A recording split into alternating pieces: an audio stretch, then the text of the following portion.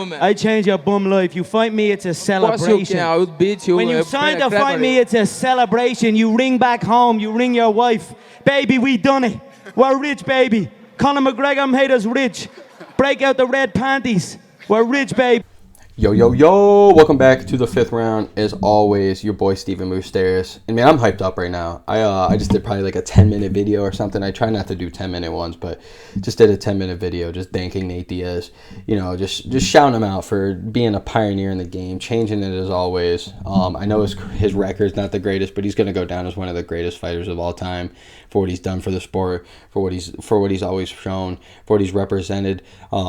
Shouts out to Nate Diaz, man, really. And then it's like this video I'm doing now, it's like the exact opposite, because it's like, what the fuck, Khamzat Chimaev? I mean, Jesus Christ. So excuse my language, guys, but for real, man, like, I'm sitting here, I've been trying to think my ass off, because I was just talking in my last video about this might have been the greatest UFC moment ever, or MMA moment ever, but especially in the UFC, where it's the Nate Diaz, you know, going against the UFC for so long.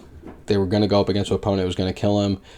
Chances are he's going to kill him. We don't know, but MMA gods say fuck that. You know, we're on Nate Diaz's side. He fights another OG and Tony Ferguson, gets the dub. I was saying that might be one of the happier moments ever. Like, you got the Ultimate Fighter 1 with Bonner, Griffin, that. You got the Couture, BJ Penn becoming not double champs simultaneously, but getting 2 belts in 2 different divisions.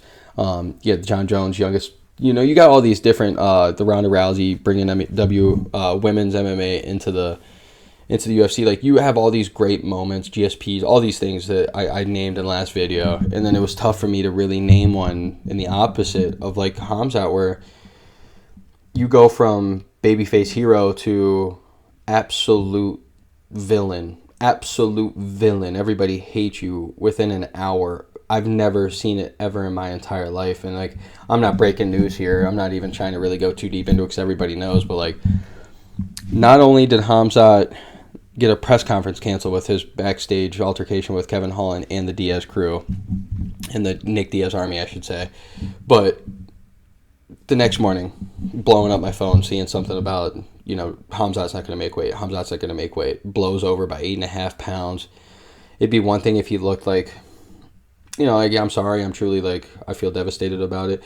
But the man's up there with a smirk. He's flipping people off. You know, he's trying to say that, like, the doctor stopped him. Like, come on. No. I've seen way worse. I'm not even, like, with the UFC. I have never been backstage to see these guys cut weight. But the videos I've seen of Conor McGregor at death's door, Max Holloway at death's door, Gleison Tebow back in the day when he was cutting 50 pounds, Rampage Jackson cutting 50 pounds, Daniel Cormier, like, all these guys that have been on the devil's door, literally death's door, knocking on it because they're about to die from weight cuts. It's like Khamzat was smiling, flipping people off, saying fuck it, didn't give a shit. Then the fight comes out, goes and fights Khamzat. I didn't care much. I didn't see anything in the fake glove touch or nothing, but just the way he was talking, like, dude, the booze he was getting, like, I don't know what the fuck this man's thinking. I did like some of his points in the post-fight. I will give him this credit. The post-fight interview where he was talking, because people are talking about Nate Diaz being a legend, and he was kind of like, hey, man, look, like, the fight that I just watched was terrible. And, like, in the grand scheme of things, yeah, two near 40-year-old fighters that have been around so long aren't going to be as exciting as, you know, a 24, 25, 26-year-old kid like Khamzat fighting a 27-year-old kid in Kevin Holland. Like, I get that. I totally get that, but, like, it's just the aura and what these guys have done for the sport as well, so I get that aspect as well. But, like, Khamzat, what the fuck, dude? Like, you had a chance to, I don't want to say you're Conor, because Conor, I don't think anybody's going to be as big as Conor, but you had a chance. You were up there, dude. You're up there, top 5 easy, like, biggest draws in the world, and now you're almost making Colby Covington look good, dude. Like, if we, like, let's be honest here. If Colby Covington is next for Khamzat Chimaev, who's fans going to vote for? People are going to go for the American more than like, especially in America. If we have this fight in the States, we're going to be on the Colby Covington train, because at least we know that's fake. Of, oh, he's just putting the aura out there, he's just putting on a little facade. But Khamzat legitimately lost all the fans in the world this past weekend, other than people in Chechnya and stuff. I get that, but, like, man, I really can sit here and say confidently, I don't think I've ever seen a heel or a hero turn heel so quick. Like, what the fuck, man? Literally had the UFC by the palm of his hands, had the balls in his hands. He could have squashed him. He could have done whatever he wanted. He could have caressed him. He could have done whatever he wanted to get whatever he wanted there. And this man not only doesn't get the main event fight, not only doesn't get the Nate Diaz win under his belt that would have shot him off, even though Nate Diaz isn't the best win he's ever had. The Gilbert Burns fight, definitely harder, probably would have, in the grand scheme of things, probably would get you bigger, but like now it's all about popularity, so it's like Nate Diaz fight would have got you then the household name if you're not already. You could have said, oh, I'm the real gangster. You know, you went out and destroyed Nate Diaz. You could say all these things that you were talking. But no, not only do you ruin a press conference for everybody by fighting a guy that you're not even fighting, then you miss weight by a shit ton. 8.5 pounds, terrible. You don't even get the fight. You're flipping people off, everything like that. And then there's no remorse whatsoever. And then you get this fight. There's talk out there of the fake glove touch just to get him down. I seen that. Regardless, I think he was gonna win. I don't think it matters. I just don't know. And just the way he doesn't care, and the way he was tweeting, and then I don't know if anybody else saw, but there was like a report out there, somebody tweeted or something of this, like a random fan saying they were at the same casino or hotel as he was, and he was up till 2 o'clock at night before that, eating all the fats in the world, eating everything he's ever wanted. And I don't know, man, it just doesn't look good. And I know now, I mean, don't get me wrong, now I'm sure people they're always gonna like check in to see Khamzat fight, but I think it's more now we want to see him lose. So maybe in the grand scheme of things, it's better for his pockets at the end of the day, but for his legacy and everything, it's not out. Don't get me wrong. His legacy is not shit on yet or anything. He's still, like, let's not forget, Anthony Rumble Johnson missed weight 4 out of 5 fights, I think, at 170 back in the day. Got kicked from the UFC, even though he was destroying people. And, you know, he had to, like, slowly grow into his body and, you know, do that thing. But it's one time. I get it. But still, it was just what was there. And if it is for the belt next time, like, can he make weight? So it's just tough on him, and I don't know. He definitely lost a fan in me.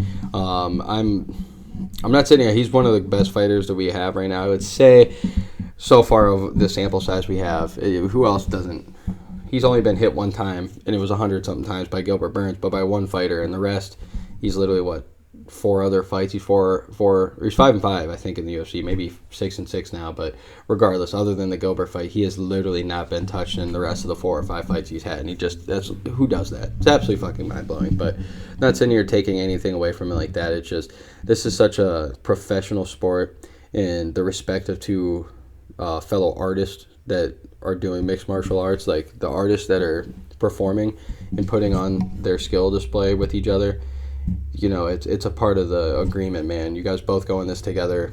If this was the case, people, like, it's been happening a lot more, I would say, these last couple of years, where like Paulo Costa and Yoel Romero and these guys are purposely missing weight just so they can have a little bit of advantage in the fight. And I don't fuck with it, man. You lose a lot of respect from me, a lot of respect from true fighting fans. So I don't know. I just don't know what to do. Khamzat clearly made up for it a little bit with the perfect fucking fight that he had against Kevin Holland, but it's still, he just missed his mark this weekend. He could have destroyed Nate Diaz like that. Could have truly said, like, he was the first person to ever destroy Nate Diaz, because, like, let's be honest, you know, like, let's look at the losses he's had. He's been dominated by, like, Benson Henderson and, like, RDA and shit like that, but still, he had his moments, got his slaps in, got his moments in, like the middle fingers and shit. Got absolutely destroyed by Leon Edwards, but the whole last minute, he takes over the entire narrative of the fight with the rocking and the pointing. I mean, Josh Thompson knocked him out, but it was still a really good fight. Nate was hitting him a lot. Jorge beat the shit out of him, but let's be real. Nate was coming back strong in that 3rd round. There was 2 more rounds. He could have done some shit with with what it seemed to be a gassed Jorge Masvidal. You never seen him get dominated. So Khamzat really missed the mark, and I just hope he can just get his shit together at least. So this has been the 5th round, as always. Your boy Steven Musteris, and let's go, baby. Let's go.